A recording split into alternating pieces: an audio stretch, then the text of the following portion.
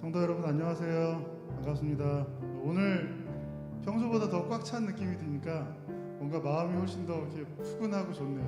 굉장히 좋고, 지난주에는 이제 사랑하는 이제 권사님 두 분이 하늘나라 가셔서 좀 슬프기도 하면서 또 한편으로는 또 아름답게 보내드린 것 같아서 여러 가지 감정이 들었습니다. 그래서 오늘 유족분들도 계시는데 많이 위로해 주시고 우리 하늘에 소망을 두고 같이 한번 서로 격려하는 시간들이 되었으면 좋을 것 같아요. 고금순 과장님도 어제 집으로 옮기셨다고 얘기 들었는데 경배가 여기 오는 것 같은데, 그래서 권사님도 건강 잘 챙기시고 또 여러 가지로 기도할 일이 좀 많은 것 같아요. 같이 기도하면서 격려하면서 어려운 시기를 잘 이겨냈으면 좋을 것 같습니다. 자, 오늘 같이 이런 교회 되게 하셔서 찬양 같이 하면서 예배 준비하겠습니다.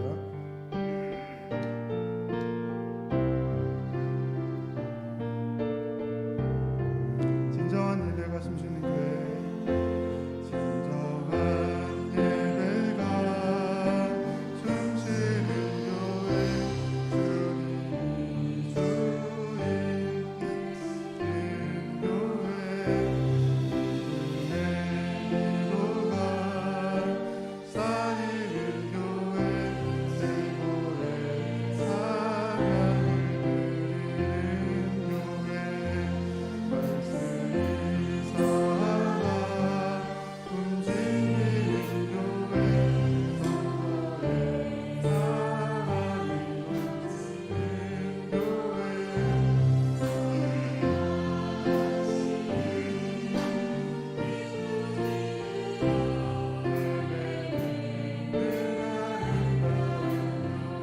주님의 마음 닮아서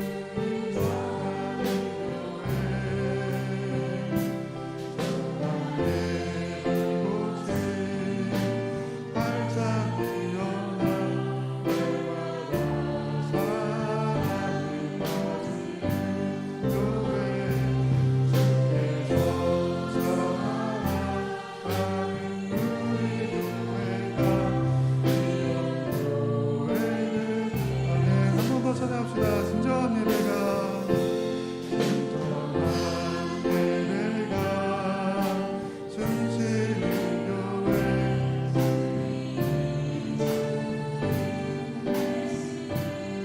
믿음의 기도가, 믿음의 기도가 쌓이는 교회, 사랑을 말씀이 살아 움직이는 교회,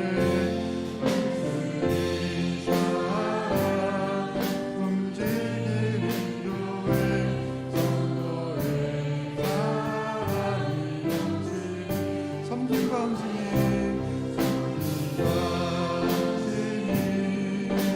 기쁨이 되어 열매는 아름다운 주님의 마음 닮아서 주님의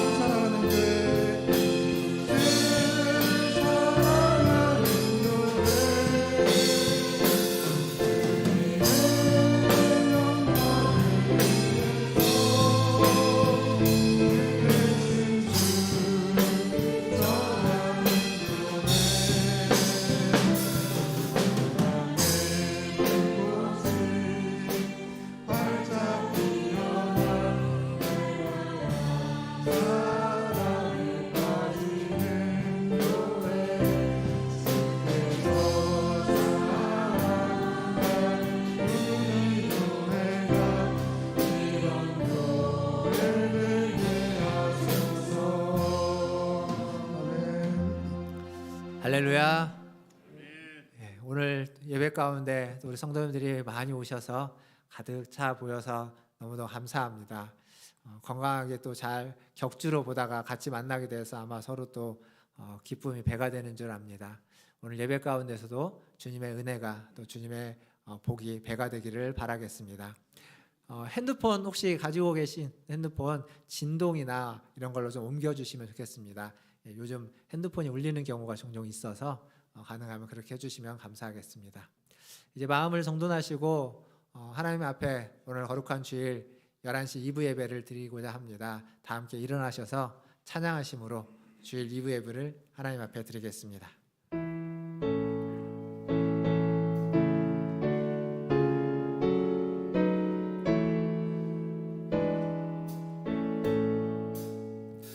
찬양하라 내 영혼아,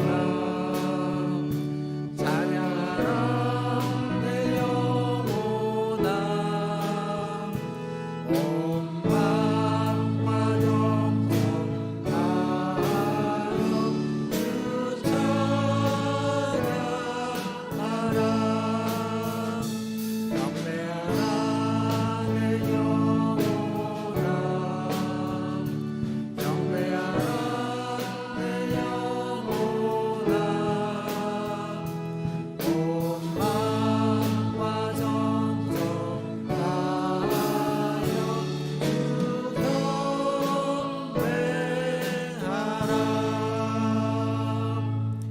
여호와께 감사하고 그의 이름을 불러 아뢰며 그가 하는 일을 만민 중에 알게 할지어다. 아멘. 하나님 아버지, 오늘도 주님 앞에 감사하며 주의 이름을 부르고자 주님 전에 나와 예배합니다. 우리의 부름을 들으시고 임재하여 주셔서 이 예배를 받으시며 이 예배 가운데 새로운 생명과 풍성한 은혜를 허락하여 주시옵소서. 예배 시종을 주님께 의탁하며 예수님의 이름으로 기도하옵나이다. 아멘. 다 함께 사도신경으로 신앙을 고백합니다. 전능하사 천지를 만드신 하나님 아버지를 내가 믿사오며 그 외아들 우리 주 예수 그리스도를 믿사오니 이는 성령으로 잉태하사 동정녀 마리아에게 나시고 본디오 빌라도에게 고난을 받으사 십자가에 못 박혀 죽으시고 장사한 지 사흘 만에 죽은 자 가운데서 다시 살아나시며 하늘에 오르사 전능하신 하나님 우편에 앉아 계시다가 저리로서 산자와 죽은 자를 심판하러 오시리라. 성령을 믿사오며 거룩한 공예와 성도가 서로 교통하는 것과 죄를 사하여 주시는 것과 몸이 다시 사는 것과 영원히 사는 것을 믿사옵나이다. 아멘. 다 함께 앉으셔서 찬양하신 후에 김정한 장로님 나오셔서 기도해 주시겠습니다.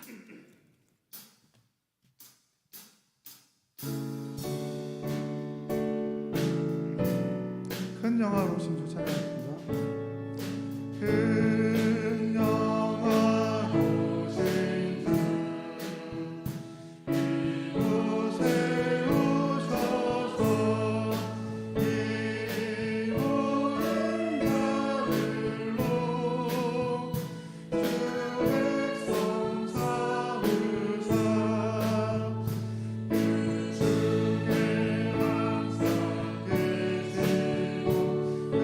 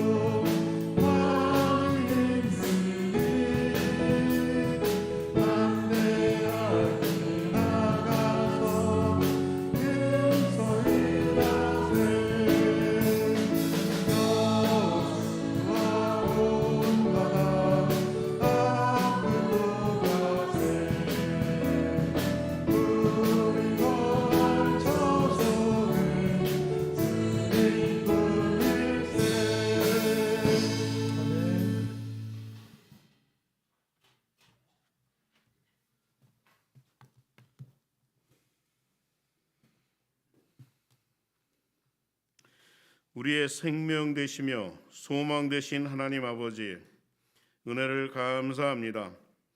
영원히 죽을 수밖에 없는 우리를 위해 십자가의 사랑으로 새 생명을 주시고 하나님의 자녀되는 권세를 주신 하나님 아버지, 감사합니다. 하나님의 자녀됨이 얼마나 크고 영광된 이름인데 그 이름에 걸맞게 하나님의 말씀 따라 살고 있는지 돌아보니 너무나 부족한 모습에 부끄러움을 감출 수 없습니다. 또 하나님의 자녀로서 하늘의 소망을 두고 하늘의 것을 찾고 구하며 살아야 하는데 세상 것에 마음을 두고 전전긍긍하며 살아갈 때가 많았습니다. 하나님, 우리의 이 어리석음을 용서하여 주시고 늘 하나님을 바라보며 믿음 위에 굳게 서서 우리에게 맡겨주신 사명을 잘 감당하며 교회에서나 가정에서나 일터에서 사랑을 실천하며 살아가도록 도와주시옵소서. 우리의 위로자 되신 하나님 아버지, 지난주일 한평생 교회와 가정을 위해 헌신하시던 이정여 권사님과 노금상 권사님께서 소천하셨습니다. 유가족들의 슬픔을 위로해 주시고 함께 오랫동안 신앙생활을 같이 하신 우리 성도님들의 섭섭하고 애석한 마음을 위로해 주시옵소서. 언젠가 천국에서 다시 만날 날을 바라보며 우리 모두 더욱 신실한 하나님의 사람으로 살게 하여 주옵소서. 자비로우신 하나님 아버지, 오랫동안 병상에 계신 유기정 권사님, 수술 후 치료 중이신 곽혜덕 권사님, 김성분 권사님, 또 지병으로 힘든 날을 보내고 계신 권사님들을 기억해 주시고 주님께서 만져주셔서 속히 치료해 주시고 회복시켜 주시옵소서. 하나님 아버지, 코로나 방역 지침에 따라 격주로 대면 예배를 드리다 이제 다 함께 모여 예배할 수 있게 되어 감사합니다. 11월부터는 새벽 기도회와 수요 예배도 회복할 수 있게 되어 감사합니다. 백신 접종도 많이 이루어지고 이제 위드 코로나로 점차 나아가고 있습니다. 그러나 방심하지 말고 더욱 방역 수칙을 지키며 슬기롭게 이 위기를 극복하고 평범한 일상을 속히 회복해 나갈 수 있기를 원합니다. 주여 도와주시옵소서. 교회를 사랑하시는 하나님 아버지, 우리 온 성도님들 가정을 지켜주시고 우리 교회가 하나님이 기뻐하시는 일들을 전심을 다해 이루어가게 하여 주시옵소서. 특별히 우리 주일학교와 젊은 세대들을 기억해 주시고 말씀으로 잘 양육되어서 하나님의 사람, 하나님의 일꾼들로 바로 세워지도록 주님 도와주시옵소서. 오늘도 단위에 세우신 박성옥 목사님께 성령을 충만하게 부어주시고 말씀을 전하시고 교회와 성도들 이끌어 나가실 때 하나님 주시는 힘과 능력으로 기쁨으로 하실 수 있도록 은혜 내려 주옵소서. 오늘도 말씀 전하실 때 성령께서 역사해 주셔서 온 성도들이 그 말씀을 마음에 새기며 지혜롭게 살아가게 하옵소서.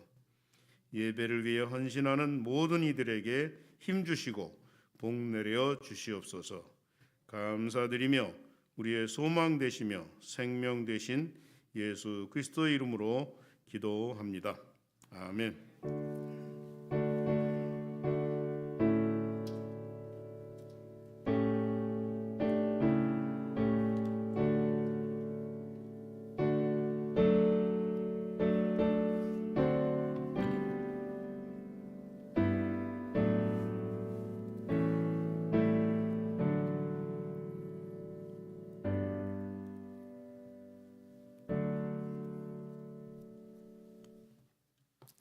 교회 소식 전해드리겠습니다.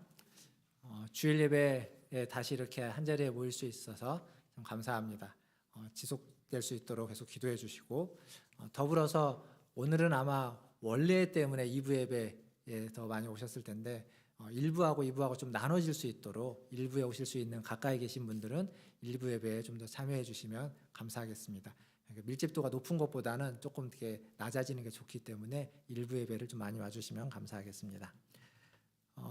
아마 혹시 부득이하게 못 오시는 분들을 위해서 오늘 아침에도 영상으로 온라인 예배 드릴 수 있는 링크를 보내드렸습니다. 혹시 못 오시는 분들은 그 링크를 활용해서 예배에 참여해 주시면 좋을 것 같고요. 만약 이제 링크가 안 온다면 교회 홈페이지에 들어오시면 홈페이지에 또 영상으로 바로 링크를 갈 수 있는 그 배너가 올라와 있습니다. 그러니까 그걸 사용하셔서 혹시 부득이하게 몸이 불편하시거나 뭐 열이 나거나 혹시 못 오실 때 가정에서 인터넷 예배를 드릴 때는 그것을 사용해 주시면 감사하겠습니다. 공동체 성경 통독 이번 주에는 전도서와 아가서가 이어집니다.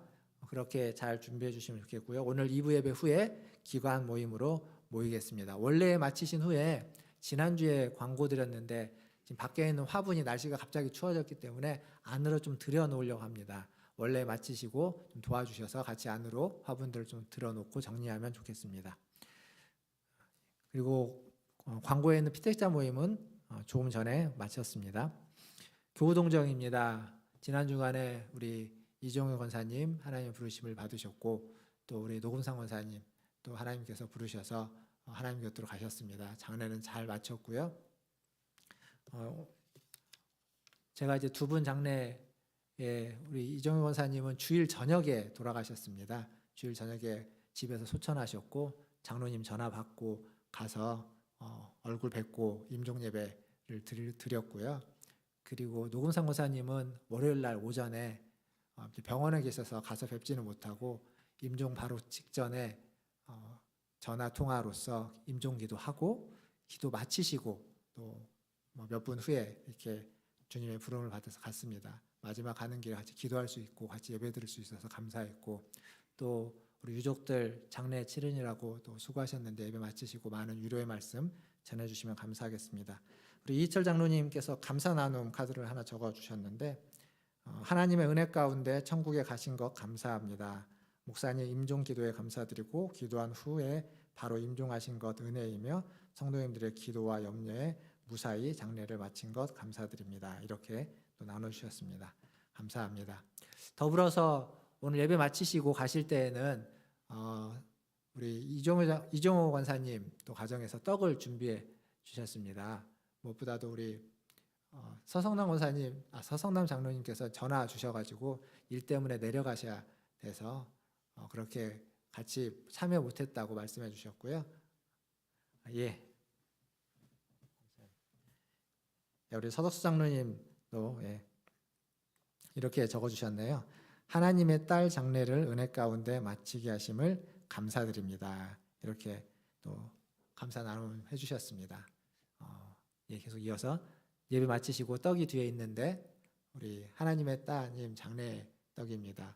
기쁜 마음으로 또 떡은 받으시고 또 많은 위로의 말씀 같이 나누어 주시면 감사하겠습니다. 다른 광고는 주보를 참고해 주시고요. 이제 말씀 보겠습니다. 오늘 우리에게 주신 하나님 말씀은 로마서 12장 3절에서 8절까지 말씀입니다.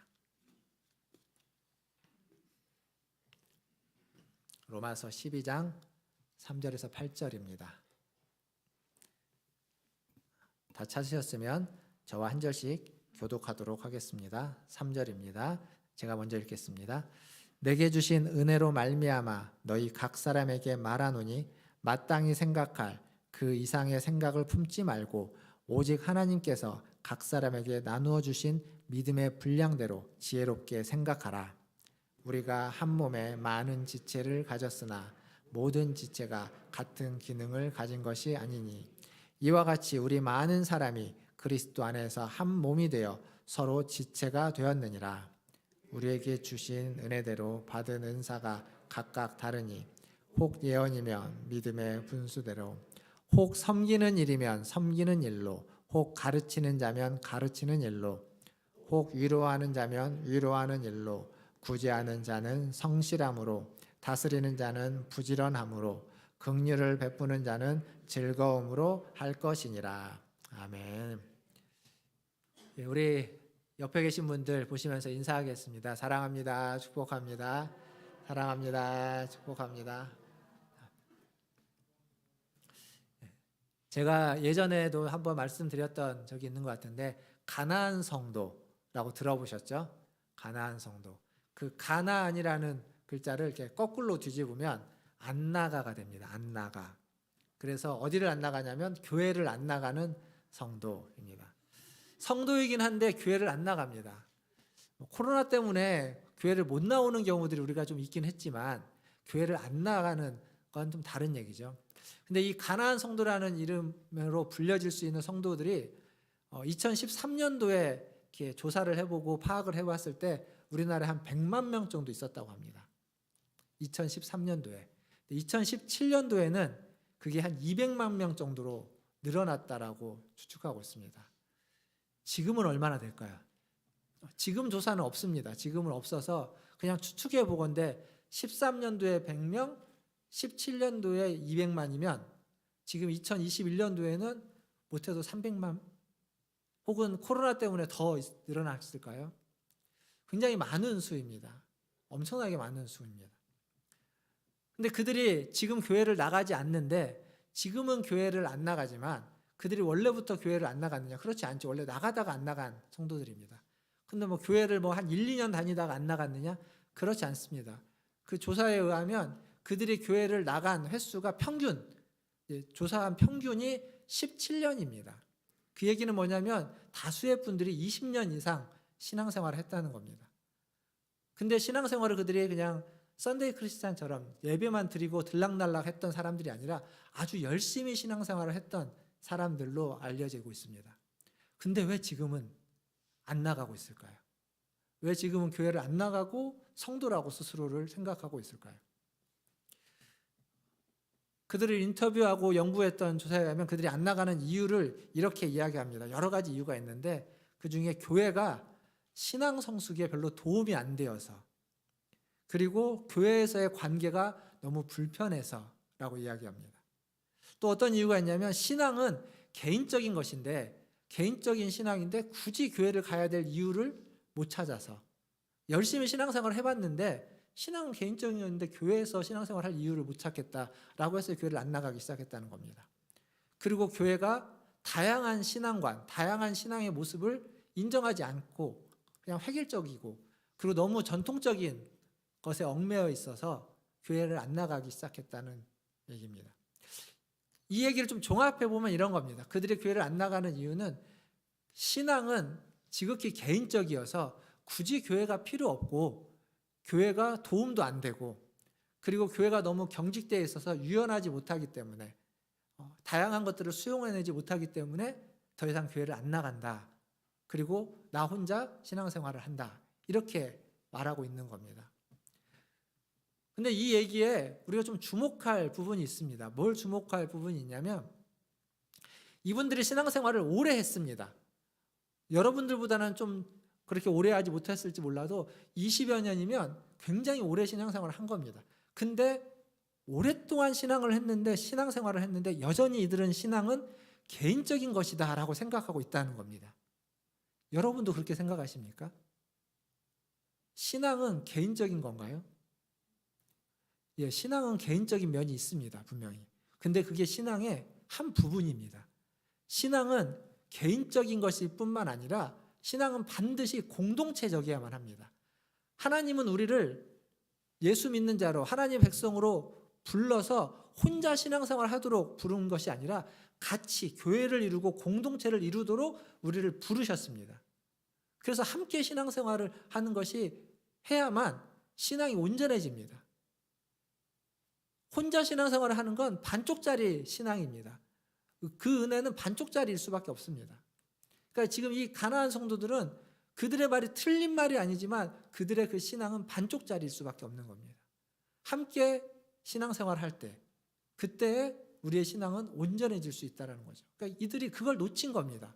혹시 여러분도 신앙은 개인적인 것이다 라는 생각까지만 하고 있다면 거기에만 머물러 있다면 여러분의 신앙도 반쪽짜리일 수 있습니다. 물론 여러분은 그 신앙이 반쪽짜리여도 괜찮은 건 뭐냐면 이미 공동체에 지금 이렇게 오랫동안 몸담고 있기 때문에 이것 자체가 여러분의 나머지 반쪽을 잘 채워가고 메꾸어가고 있는 그러한 신앙생활입니다. 그래서 잘하시는 거지만 우리의 생각도 반쪽짜리 생각에서 벗어나야만 하는 겁니다. 신앙은 절대 개인적이지 않습니다. 개인적인 데에만 머물러 있어서는 절대 안 됩니다. 신앙은 공동체로 확장돼야만 합니다. 이 반쪽짜리 신앙 때문에 신앙에 문제가 생기는 겁니다. 우리의 겉과 속이 달라지는 겁니다. 겉으로는 괜찮은 신앙생활하고 괜찮은 신앙인 같지만 속은 전혀 신앙인 같지 않은 생각과 관심과 모습으로 살아갈 수 있는 완전히 반쪽짜리죠. 그런 모습들도 우리에게 있을 수 있습니다. 존 스토트는 이런 사람을 뭐라고 말하냐면 입술은 하늘을 닮은 듯하나 삶은 세상과 쌍둥이가 되었다. 그러니까 말은 참 잘하고 겉으로는 괜찮지만 실제 삶은 세상과 하나도 다르지 않다는 겁니다. 쌍둥이처럼 세상과 똑같다라는 거죠. 지금 우리가 로마서를 보고 있죠. 로마서 12장을 보고 있는데 이 로마서의 12장은 우리의 삶에 대해서 이야기한다고 말씀드렸습니다. 삶에 대해서 이야기를 할 때 이 삶은 개인적인 삶뿐만이 아니라 공동체적인 삶을 이야기합니다. 오늘 말씀은 특히나 더 그렇습니다. 사실 이 앞부분에 있는 말씀도 1절, 2절도 그 복수형으로 많이 쓰고 있습니다. 동사나 인칭을 복수로, 그러니까 개인이 아닌 공동체를 대상으로 주는 말씀이다라는 것을 염두에 두면 좋겠습니다. 자, 이제 말씀을 좀 같이 볼 텐데 3절을 한번 보겠습니다. 아까 읽었지만 다시 한번 제가 읽어보겠습니다. 3절은 내게 주신 은혜로 말미암아 너희 각 사람에게 말하노니 마땅히 생각할 그 이상의 생각을 품지 말고 오직 하나님께서 각 사람에게 나누어 주신 믿음의 분량대로 지혜롭게 생각하라. 자, 여기 3절을 보면 이 3절은 그냥 딱 떨어진 내용이 아니라 앞에서부터 이어지는 내용이죠. 앞의 내용이 뭐였냐면 너희 몸을 하나님이 기뻐하시는 거룩한 산 제물로 드려라. 그러니까 우리의 몸을, 우리의 삶을 하나님 앞에 예배하라. 하나님이 기뻐하시고 선하시고 기뻐하시고 온전하신 뜻에 맞게끔 하나님을 예배하라라고 이야기하고 있습니다. 그리고 그거에 대한 아주 구체적인 예로 지금 이것을 쓰는 겁니다. 이 3절에 가장 많이 나오는 단어가 하나 있습니다. 그게 뭐냐면 생각이라는 말입니다. 여기 마땅히 생각할 그 이상의 생각을 품지 말고 믿음의 분량대로 지혜롭게 생각하라. 생각이라는 말이 3번이나 나오는데 원래 원문으로 가보면 생각이라는 단어가 4번 나옵니다. 더 많이 나오는 거죠. 그러니까 우리의 몸을 하나님 앞에 거룩한 산 제물로 드릴 때 가장 먼저 우리가 해야만 하는 것들은 우리의 생각을 살피고 생각을 하나님께 드려야 된다라는 얘기입니다. 성경은 이 생각에 대해서 굉장히 많이 다루고 있습니다. 여러분이 성경을 지금 통독하고 있고 이제 읽고 있는데 읽다 보면 잠언에 지난 주간에 읽었던 잠언에 생각이라는 말이 굉장히 많이 나올 겁니다.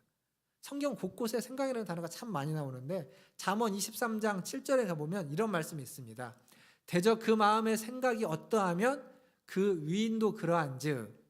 저기 이제 무슨 얘기냐면 마음에 생각하는 대로 그 사람의 됨됨이가 결정된다는 겁니다.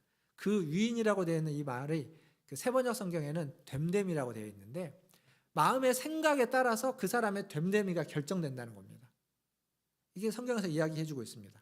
또 로마서 8장 5절과 6절을 보면 이런 말씀이 있습니다. 육신을 따르는 자는 육신의 일을 생각하고 영을 따르는 자는 영의 일을 생각하나니 6절에 가보면 육신의 생각은 사망이요 영의 생각은 생명과 평안이니라. 여러분은 지금 육신의 생각을 하고 있습니까? 육신을 따르고 있습니까? 아니면 영을 따르고 있습니까? 성령을 따르고 있습니까? 무엇으로 우리가 알 수 있죠?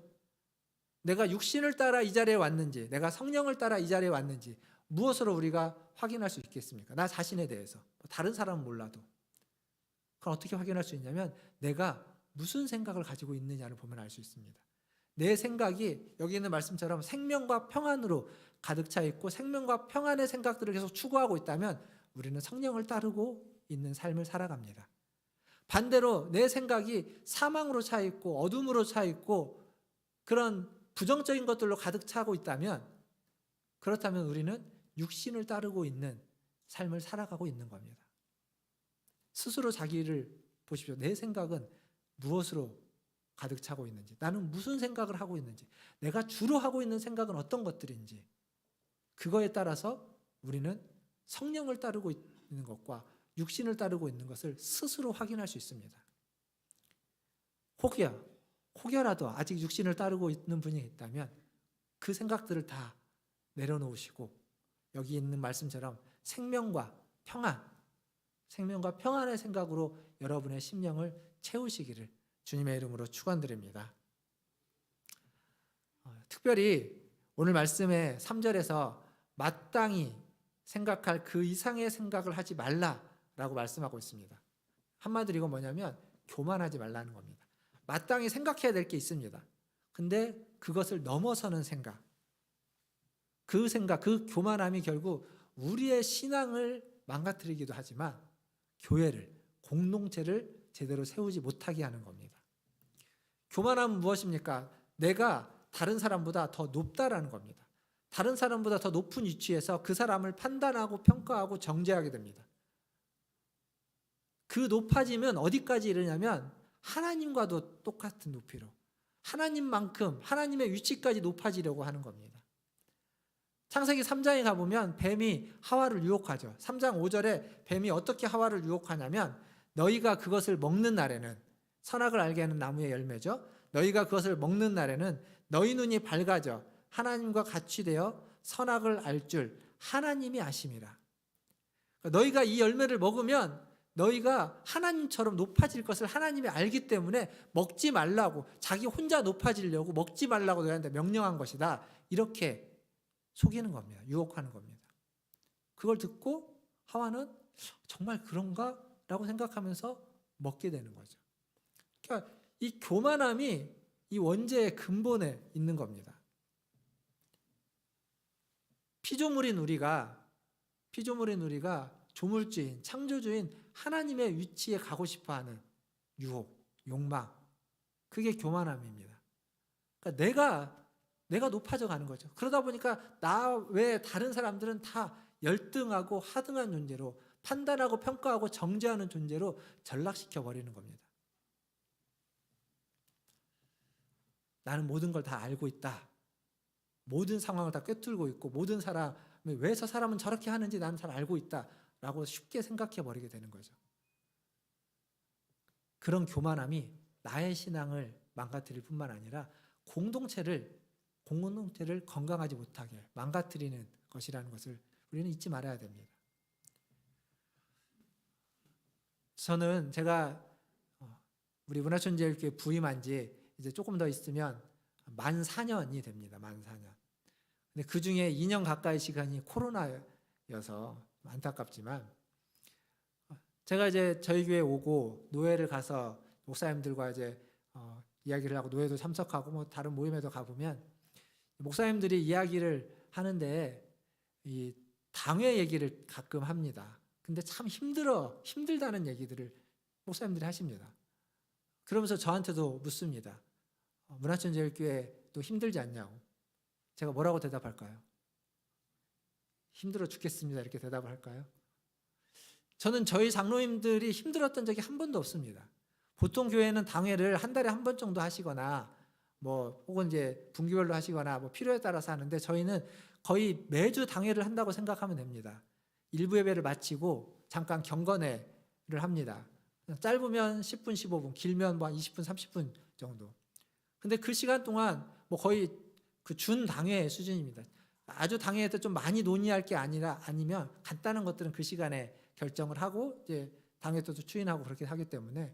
근데 장로님들하고 이야기를 하고 의견을 나누면서 별로 그렇게 목소리가 커지거나 혹은 의견이 달라가지고 이렇게 팽팽했던 적이 거의 없습니다. 의견이 좀 달라도 서로 잘 이해하고 또 설득하고 설득되고 해서 쉽게 의견이 하나로 모아져서 이렇게 결론이 납니다. 오랜 시간 이야기하고 그 안건 가지고 뭐 치열하게 싸우고 그랬던 기억이 없습니다. 우리 장로님들 되게 그런 데 있어서 열려 있고 순수하고 그렇습니다. 또 우리 권사님들 여전히 아들 같은 제 앞에서 밥을 못 드십니다. 옆에 가서 밥 먹어야 된다고. 그게 뭘 얘기해 주냐면 우리 권사님들 얼마나 순수한지를 말해 주는 겁니다. 내가 장로이고 내가 권사니까 라고 하는 이런 생각이 아니라 그냥 직분과 상관없이 여전히 순수하십니다. 우리 은퇴하신 장로님들 또 우리 원로 장로님 마찬가지십니다. 너무 좋은 분들이고 너무 뭐 장로라고 혹은 권사라고 안수집사라고 이렇게 어깨나 뭐 한마디 하시는 분을 제가 본 적이 없습니다. 제가 잘못 본 건 아니잖아요. 여러분들이 그런 분들인 거죠. 너무 좋습니다. 근데 한 가지 기억할 건 있습니다. 뭐냐면 좋다고 우리 너무 방심해서는 안 됩니다. 한순간에 사람은 변합니다. 지금 아무리 좋아도 한순간에 사람은 전혀 다른 모습을 보일 때도 있습니다. 여러분들 봐보셨을 겁니다. 저도 본 적이 있습니다. 지금 좋고 여전히 좋지만 하지만 우리가 방심하지 말아야만 하는 건 어느 순간에 우리가 변할지도 모르기 때문에 그렇습니다. 그게 의도하건 의도하지 않건 나도 모르는 사이에 유혹이라는 건 그런 겁니다. 교만함이라는 건 그런 겁니다. 조금씩 교만해져 가는 것이 아니라 어느 순간 나도 모르는 사이에 교만하다고 인식 못하고 있는 사이에 바뀌는 겁니다. 그래서 우리는 항상 무엇을 추구해야만 하냐면 겸손함을 추구해야만 합니다. 지금 겸손하지만 그게 여전히 내년에도 내후년에도 겸손하라는 보장이 없습니다. 그러니까 지금 겸손한 이것을 계속 유지하기 위해서 우리는 올해도 겸손함을 추구해야만 하고 내년에도 겸손함을 추구해야만 하고 앞으로 우리가 신앙생활을 해나가는 모든 시간 동안 모든 순간 동안 우리는 그것을 추구하고 그것이 우리의 신앙의 하나의 목표가 되어야만 하는 겁니다. 그래야만 내 신앙도 바르게 성장되고 공동체도 바르게 세워져 가는 겁니다. 교만한 어떠한 모습이 나타나는 순간 공동체는 흔들리고 요동치고 깨질 수밖에 없습니다. 겸손함을 추구하십시오. 여러분의 신앙을 위해서 겸손함을 추구하십시오. 그리고 교회를 위해서 더 겸손해지기를 주님의 이름으로 축원드립니다. 오늘 또 말씀해 보면 믿음의 분량대로라는 말씀이 있습니다. 믿음의 분량대로. 믿음의 분량대로 지혜롭게 생각하라 이렇게 되어 있죠. 우리가 분량이라고 생각하면 보통 크기, 양을 이야기하죠. 많고 적음. 그래서 큰 믿음과 작은 믿음, 적은 믿음 이렇게 생각하기 쉽습니다. 근데 오늘 이 로마서 12장 3절의 믿음의 분량은 그게 아니라 무엇인가를 재는 척도를 이야기합니다. 그러니까 자와 같은 거죠. 자, 기준을 이야기합니다. 그 자를 가지고 높이를 재는 것. 그래서 이 말씀을 다르게 좀 표현해 보면 믿음의 기준으로 지혜롭게 생각하라라는 겁니다. 믿음의 기준이라는 말은 믿음이 기준이라는 말입니다. 믿음을 기준으로 삼아서 지혜롭게 생각하라라는 이야기입니다. 믿음이 기준이다라는 말을 뭐 어려운 말이 아닙니다. 우리도 그렇게 생각합니다. 근데 믿음이 기준이라고 하면 어떻게 생각하는 게 믿음이 기준이라는 걸까? 쉽게 이렇게 생각하면 됩니다. 예수님이라면 어떻게 하셨을까? 라는 질문에 여러분이 하는 답이 믿음을 기준으로 생각하고 판단하는 거다라고 생각할 수 있습니다. 사실 예수님이라면 어떻게 하셨을까라고 하는 옛날 그 기독교 고전이 있습니다. 책이 있는데 그 책은 한번 읽어보면 좋을 것 같습니다. 책을 읽을 수 있는 분이라면 눈이 침침하지 않고 읽을 수 있는 분이라면 그 책은 되게 재미있는 이야기입니다. 사람들이 살아가는 이야기 속에서 교회를 다니는 분들이 일을 하면서 어떤 선택의 순간 이걸 선택하느냐 저걸 선택하느냐 순간 고민하는 거죠. 그때 묻습니다. 뭘 선택하냐고 물었을 때 그 다른 사람이 예수님이라면 어떻게 선택했을지 무엇을 선택했을지 한번 생각해보고 선택을 하라고. 그런 책의 내용이 그런 내용들입니다. 각자가 다를 겁니다. 각자가 다르겠지만 그 질문 하나를 여러분에게 스스로에게 던져놓고 그 질문에 스스로 답하면서 선택하십시오. 그러면 그렇게 하나님의 뜻에 어긋나는 선택이지 않을 겁니다. 우리가 신앙생활을 하면서 끊임없이 들어오고 말씀을 보고 기도했던 것들이 다 녹아지고 쌓여져 있기 때문에 우리가 예수님이 무엇을 원할지 우리가 모르지 않습니다. 압니다. 단 그게 잘 안 될 때가 있을 뿐이죠. 그렇게 반응이 안 나갈 때가 있고 그것보다는 내 감정이 먼저 앞설 때가 있을 뿐이지 우리가 그걸 모르지 않습니다. 그래서 그 질문을 던지고 선택한다는 것. 그게 믿음을 기준으로 삼아서 지혜롭게 생각하고 그 생각대로 실천해 가는 겁니다. 지금 이 순간 우리가 무엇을 그렇게 실천할 수 있을까요? 저는 어제 말씀을 준비하면서 말씀을 준비하다 보면 말씀이 잘 준비될 때가 있습니다. 그래서 토요일에 그렇게 뭐 시간은 앉아가지고 이제 원고를 쓰긴 하지만 그렇게 부담이 안 되고 그냥 편안하게 할 때가 있고 어쩔 때는 되게 잘 안 될 때가 있습니다. 어제가 그랬습니다. 어제가 말씀을 준비하는데 잘 쓰여지지도 않고 잘 감도 안 잡히고 썼는데 잘 진도도 안 나가고 그럼 어떻게 해야 될까요? 그냥 대충 요지만 적어갖고 와서 하면 될까요? 어제 밤에 12시가 넘어서 1시, 2시까지 앉아가지고 이렇게 투닥투닥 하면서 잘 안 됩니다. 근데 안 돼도 그 자리에 앉아가지고 엉덩이 붙이고 앉아서 이랬다 저랬다 고민했다 기도했다 또 책을 펼쳐봤다 써봤다 계속 이걸 하는 겁니다. 이게 제가 할 수 있는 믿음을 기준으로 삼아서 지혜롭게 생각하고 지혜롭게 판단하고 그리고 지혜롭게 실천하는 겁니다. 예수님이라면 그렇게 하셨을 것 같다라는 생각으로 하는 겁니다. 여러분들의 삶에서도 마찬가지입니다. 무엇인가를 선택할 때 예수님이라면 그 순간 어떻게 선택했을까? 제가 이제 말씀을 준비하면서 책도 보고 주석도 살펴보고 성경도 보지만 다른 분의 설교도 듣습니다. 다른 분의 설교에 이런 얘기가 있었습니다. 그 교회에 교회를 처음 나오는 분이 있었는데 교회를 처음 나왔습니다. 그래서 앉았습니다. 예배를 드리는데 교회를 처음 나왔으니까 모든 게 다 낯설잖아요. 근데 그분이 너무 큰 감동을 받았다고 합니다. 뭐 때문에 감동을 받았을까요? 교회를 처음 나온 분이 교회에 와서 감동받기는 굉장히 어렵습니다. 왜냐하면 모든 게 다 낯설기 때문에 말씀도 설교도 낯섭니다. 쓰는 용어도 낯설고 다 낯섭니다. 그분은 어디에서 감동을 받았냐면 예배 중에 설교가 끝나고 이제 기도를 하는데 우리도 설교 마치고 제가 잠깐 기도하는 시간을 갖지 않습니까? 기도를 하는데 자기 옆에 앉아 있는 분이 자기 처음 보는 분인 거죠. 그분도 자기를 처음 봤고 자기도 그분을 처음 보는데 앞에서 기도하러 가니까 기도를 하는데 자기는 어떻게 기도해야 될지 모르니까 그냥 가만히 있는 거죠. 눈 감고 가만히 있는데 그러면 어떻게 되죠? 옆에 있는 사람은 기도가 다 귀에 들어옵니다. 가만히 있으면.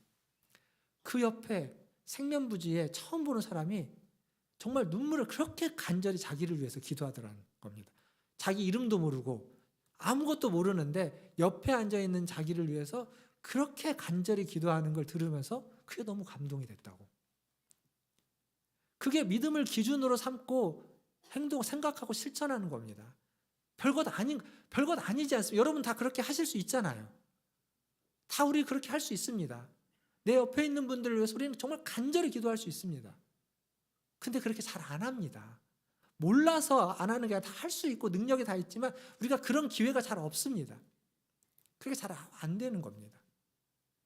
그러니까 사실은 별게 아닌데 그 별것 아닌 것을 우리가 지키지 않고 실천하지 않으므로 교회가 교회화되어지지 않는다는 겁니다. 그 옆에 있는 사람, 잘 모르는 사람, 그 사람을 위해서 간절히 기도하는 그분이 교회다운 겁니다. 그 공동체를 세워가는 겁니다. 우리 어느 분이 편찮으시고 아프신지 너무 잘 압니다. 이 앞에 앉으신 우리 고건사님도 몸이 너무 부어서 힘드시고 저기 이미애 집사님 남편분도 지금 항암 치료 때문에 너무 힘들어하시고 그리고 지금 수술하고 회복 중에 있는 곽혜덕 권사님 너무 힘들어하시고 오늘 아까 김성문 권사님 저 딱 만나보고 목사님 저 이제 지팡이 안 들어요. 아주 기쁘게 지난주까지 지팡이 들고 무릎 관절 수술하셔서 힘들었는데 지팡이 안 드는 거 너무 그것만 좋고 제가 지금 얘기한 분들 외에도 여전히 몸이 편찮으신 분들 머리 아프신 분들 그리고 뭐 다른 어떤 증상 때문에 마음의 병 때문에 여러 가지 것들 아프신 분들 너무 많은 줄 압니다. 여러분 아시지 않습니까? 그분들을 위해서 간절히 기도하는 것 그게 교회를 세우는 겁니다. 그게 우리의 믿음의 실천이기도 하고 그게 믿음을 기준으로 삼고 예수님이라면 그렇게 하셨을 거 아니겠습니까? 그렇게 하는 겁니다. 나와 생각이 다른 사람, 나와 뜻이 다른 사람, 나와 다르다고 해서 그 사람과 우리가 함께하지 못할 건 아닙니다. 다른 것이 틀린 게 아니라는 거 꼭 기억하면 좋겠습니다. 신학적인 견해가 달라도 그러니까 이단은 다른 얘기죠. 이단은 다른 얘기입니다. 근데 이단이 아닌 신학적인 견해가 다른 건 얼마든지 함께할 수 있습니다. 이단은 돌이켜야만 되는 거겠죠. 그건 틀린 거니까 다름과 틀림을 좀 구별할 수 있으면 좋겠습니다. 견해가 다른 거. 세상을 바라보는 정치적인 견해, 사회적인 견해, 어떠한 판단 그런 때 좀 달라도 우리는 함께 할 수 있습니다. 왜 함께 할 수 있냐면 우리가 가지고 있는 신앙은 그것보다 훨씬 더 크기 때문에 그렇습니다. 우리가 가지고 있는 신앙은 어떤 신학적인 견해보다, 사회적인 견해보다, 정치적인 견해보다, 경제적인 견해보다, 돈의 문제보다 더 큰 게 우리가 가지고 있는 신앙이기에 우리의 신앙이 우리를 하나로, 그리스도 안에서 우리는 하나이기 때문에 그 달라도 함께 할 수 있습니다. 함께 할 수 있어야만 합니다.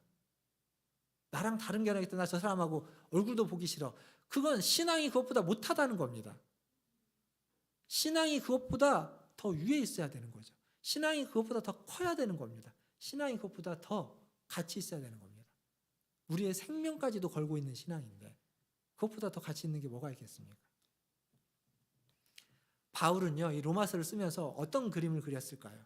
지금 이 얘기를 하면서 바울이 그림을 그리는 건 로마 교회 안에 유대인 그리스도인과 그 헬라인 그리스도인들이 서로 반목하고 지금 싸우고 있고 갈등이 있는데 그 갈등이 다 치유되어서 하나가 되어서 함께 하나님을 예배하고 함께 하나님을 찬양하고 서로 믿고 신뢰하고 존중하고 위해주는 그러한 그림, 그걸 바울이 그려놓고 지금 이 로마서를 쓰고 있는 것 아닐까요? 그러니까 이게 이 로마서에서 말해주고 있는 게 그들만의 문제가 아니라 여전히 우리의 문제이기도 한 겁니다. 나와 다르지만 그들과 함께 공존할 수 있어야 됩니다.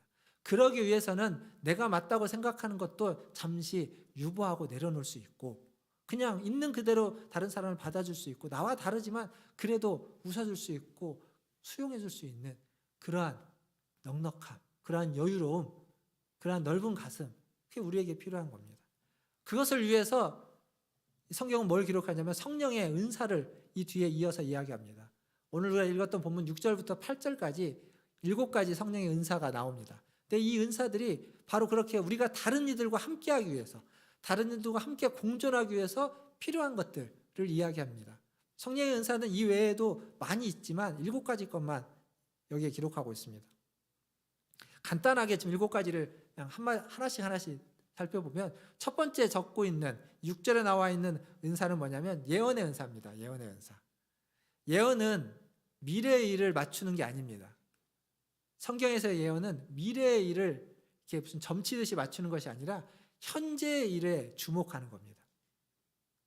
예언에 대해서 말씀드릴 기회가 더 있겠지만 예언은 지금 현재 내가 어떻게 어떠한 삶을 어떠한 태도로 어떠한 마음으로 살아야만 하는지를 말해주고자 그것을 이야기해주고 싶은 것이 예언입니다. 그래서 예언은 현재를 변화시키는 겁니다. 그게 예언의 핵심입니다. 지금 현재 하나님의 뜻과 계획이 무엇인지 분별하여서 그것을 찾고 발견하고 그 뜻에 순종해가는 것. 앞에서 12장 2절에서 하나님의 선하시고 기뻐하시고 온전하신 뜻이 무엇인지 분별하라. 그게 예언이 요구하는 겁니다. 그걸 분별하도록 하는 것. 그게 예언의 은사입니다. 두 번째 섬김의 은사는 섬김 말 그대로 섬기는 겁니다. 다른 사람을 도와주는 거죠. 이 은사가 있는 분들은 다른 사람의 필요를 이렇게 잘 파악합니다. 아, 저 사람은 저게 필요하겠구나. 저걸 도와줘야 되겠구나. 이걸 너무도 잘하면 똑같은 걸 보고도 이걸 발견하는 분이 있고 발견하지 못하는 분들이 있습니다. 섬김의 은사가 있는 분들이죠. 그리고 가르침의 은사도 있습니다. 가르침의 은사는 저와 같은 목회자나 사역자들에게만 있는 것이 아니라 여러분에게도 있습니다.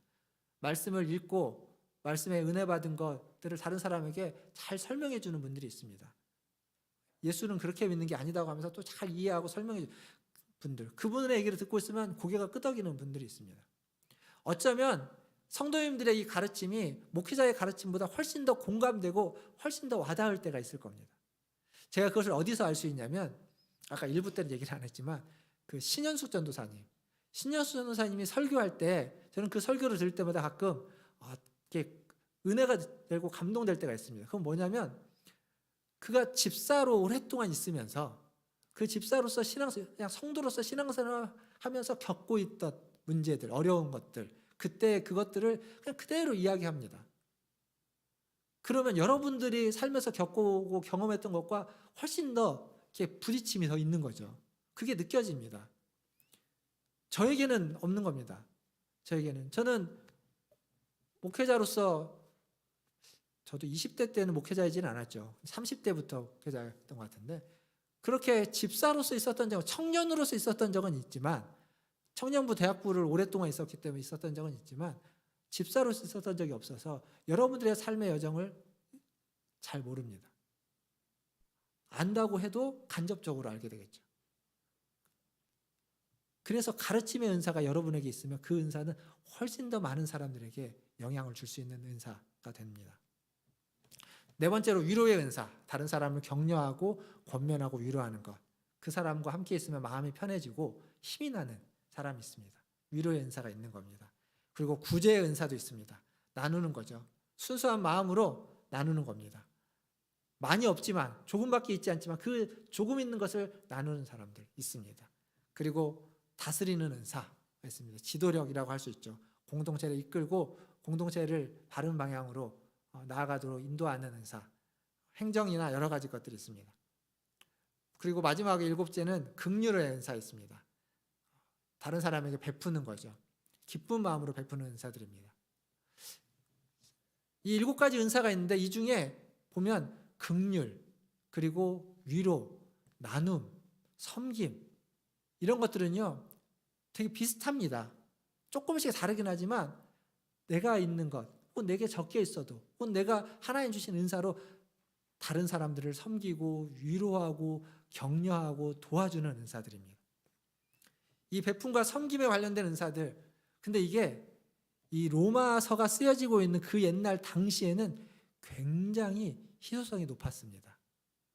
무슨 얘기냐면 그 시대에는 가난하고 섬김을 받아야만 하고 못 가진 사람들, 상처 입은 사람들을 도와주고 섬기는 일이 거의 없었습니다.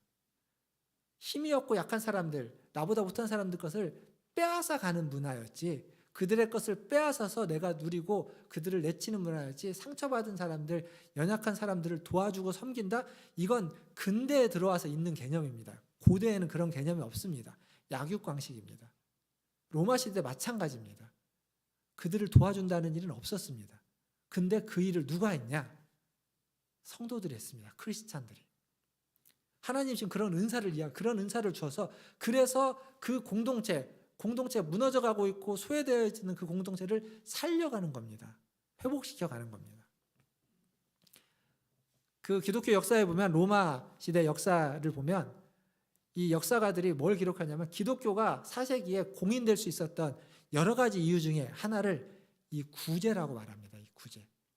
사람들에게 구제를 베푸는 거죠. 사람들을 섬기는 겁니다. 나누어 주는 것. 그러면 나눔을 받는 사람이 저들이 누군지 모르지만 아무도 자기네들을 돌보지 않고 자기들에게 나눠주지 않는데 그걸 받아서 그것에 너무 하면서 그들이 기독교를, 예수를 믿게 되는 겁니다. 그걸 안 제가 지금 안 적어갖고 왔는데 줄리안 황제인가요?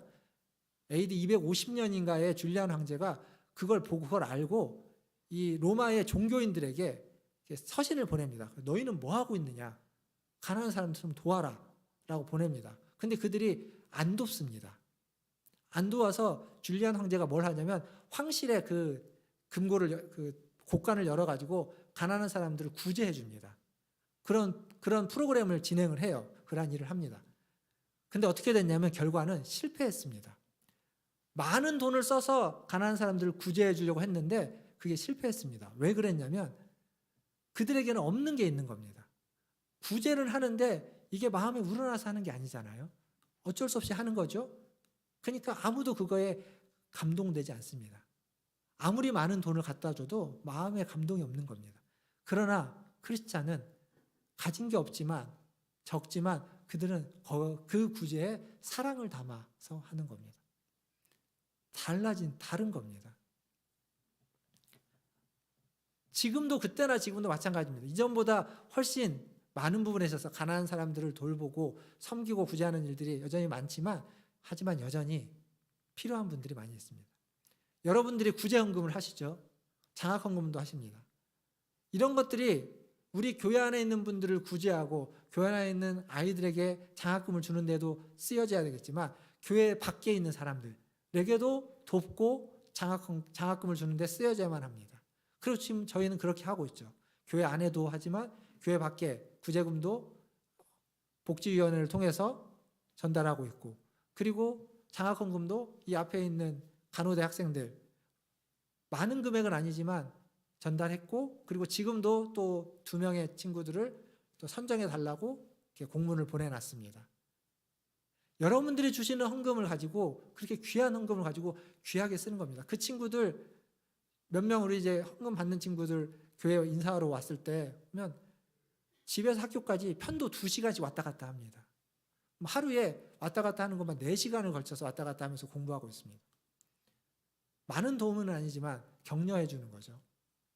그게 교회 공동체가 해야 되는 일입니다. 그게 신앙생활, 그리스도인들이 해야만 하는 일들이고, 그렇게 초대교회가 해왔고 우리에게도 그러한 과제가 여전히 존재하고 있습니다. 하나님의 교회로 세워지기 위해서, 하나님의 교회다운 교회가 되기 위해서 우리가 더욱 힘써야만 하는 일 중에 하나가 분명히 구제, 섬김입니다. 돈으로 하는 것뿐만 아니라, 헌금으로 하는 것뿐만 아니라 우리의 시간으로, 우리의 재능으로, 우리의 마음으로, 우리의 기도로, 우리의 몸으로 또 할 수 있어야만 할 겁니다. 큰 일을 하시라는 얘기가 아니라 여러분의 시간과 여러분의 건강과 여러분의 삶의 자리에서 할 수 있는 일을 하시면 좋겠습니다. 믿음에 맞게, 믿음을 기준으로 삼아서 말씀을 맺겠습니다. 사랑하는 성도 여러분, 지금 바울은, 이 로마서는 우리에게 우리의 몸을 하나님이 기뻐하시는 거룩한 산 제사로, 제물로, 예배로 드리라고 이야기합니다.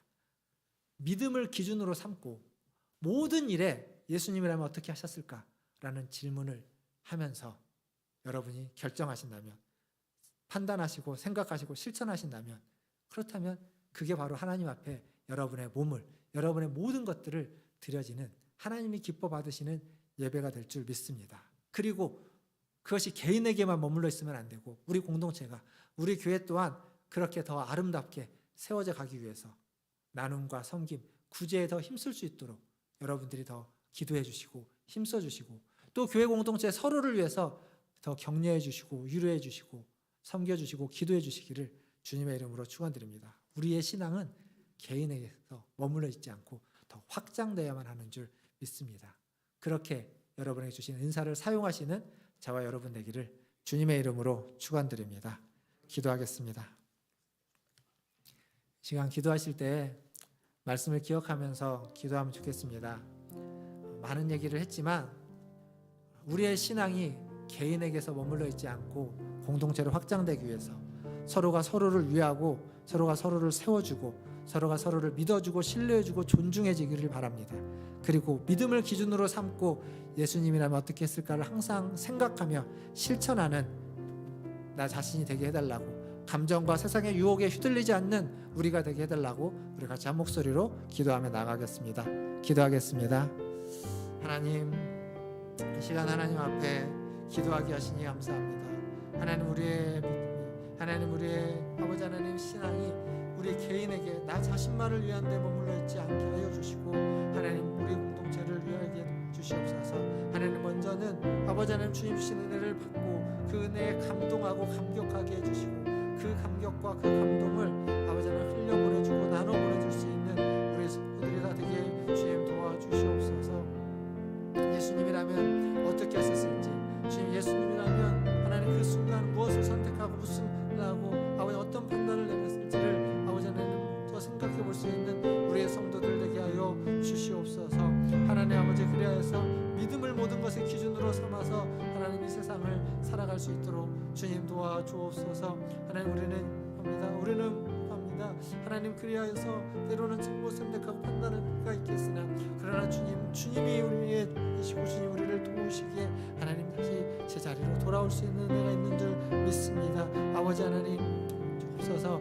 아버지 하나님 도와주시옵소서. 주님 은혜 베풀어 주시옵소서. 하나님, 참으로 우리는 연약한 자들입니다. 그러나 하나님 우리를 부르셔서 우리에게 믿음을 주시고 그 믿음을 기준으로 삼고 하나님 어떻게 판단하고 행동하고 실천해야 될지 알려주시니 감사합니다. 하나님, 우리 자신이 먼저 예수님이라면 어떻게 했을지를 아버지 하나님 생각하며 살아가게 하여 주시고 그 삶이 개인적인 차원에만 머물러 있는 것이 아니라 우리의 나눔과 섬김과 구제를 통해서 공동체로 더 확장되게 해주시고 우리 문화촌 제1교회 공동체가 더 아름다운 주님의 공동체가 주님의 교회가 되게 하여 주시옵소서. 우리에게 주신 은사가 있습니다. 달란트가 있습니다. 그 은사와 달란트를 묻어두지 않고 하나님의 뜻에 맞게 하나님의 교회를 세워가면서 다른 이들을 섬기고 다른 이들을 건강하게 세우는 데 사용되는 은사와 달란트가 되게 하여 주시옵소서. 모든 것을 주님의 손에 의탁합니다. 오늘도 함께 하신 주님께 감사와 영광을 올려드리며 예수님의 이름으로 기도하옵나이다. 아멘. 이 시간 우리 찬송가 400장 찬양하시면서 준비하신 예물 하나님께 드리겠습니다.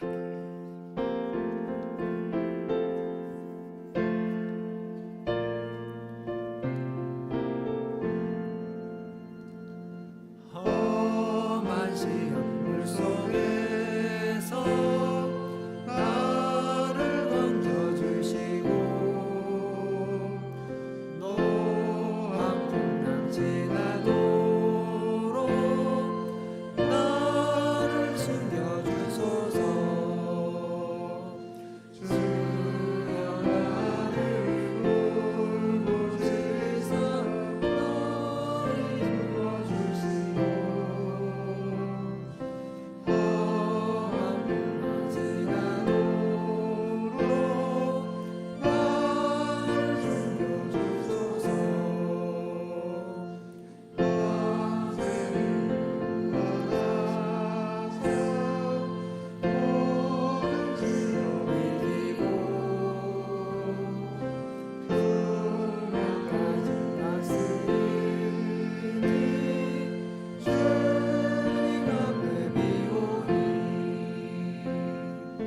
주여 나를 돌보시사 고이 품어주시고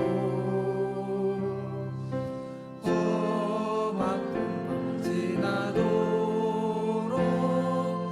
나를 숨겨주소서. 죄악이 빠진 이몸 캄캄한 내 헤매며 부르짖는 나의 영혼 들으소서 내 주여. 주여 나를 돌보시사 고이 품어주시고 험한 풍랑 지나도록 나를 숨겨주소서. 아멘.